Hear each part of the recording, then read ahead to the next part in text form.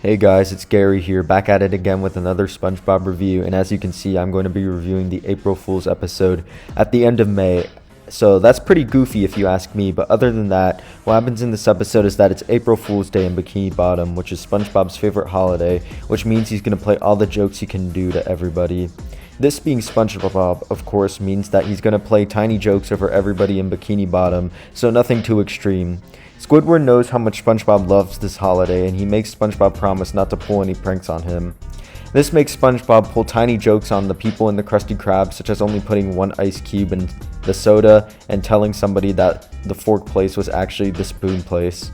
SpongeBob ends up laughing so much to the point where Squidward gets annoyed and ends up making his own prank on SpongeBob, which is a lot more harsh. Squidward, of course, having a much more crude sense of humor, pulls the prank on SpongeBob, which ends up putting him through a lot of pain, and everybody leaves after Squidward caused such a terrible catastrophe of a prank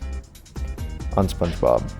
This causes Squidward to feel terrible, and he attempts to form an apology to SpongeBob, but this ends up not going as well, as he has no idea how to say sorry to him without gagging. After countless trial and error, he ends up being able to say sorry in a manner where he talks about how he loves everybody, and SpongeBob ends up pranking Squidward in the end by fooling him about pretending to be sad, and then Squidward for some reason goes completely insane and the episode just ends.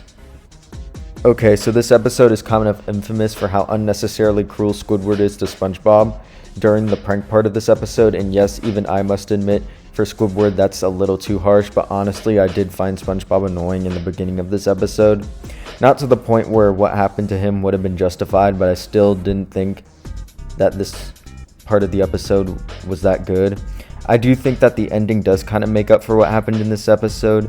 in the beginning and middle, with Squidward having to form an apology, as I thought that this part perfectly reflected his character about how he hates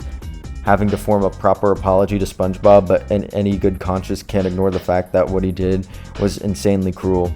Personally, this side of Squidward is something that, when it is explored, it can make for a good episode, but unfortunately, it's only really in the ending part of this episode, which I thought to be the only good part, as the beginning was annoying and the middle was just cruel, which is why I'm going to give this episode a 4 out of 10, putting it under jellyfishing, but above I Was a Teenage Gary.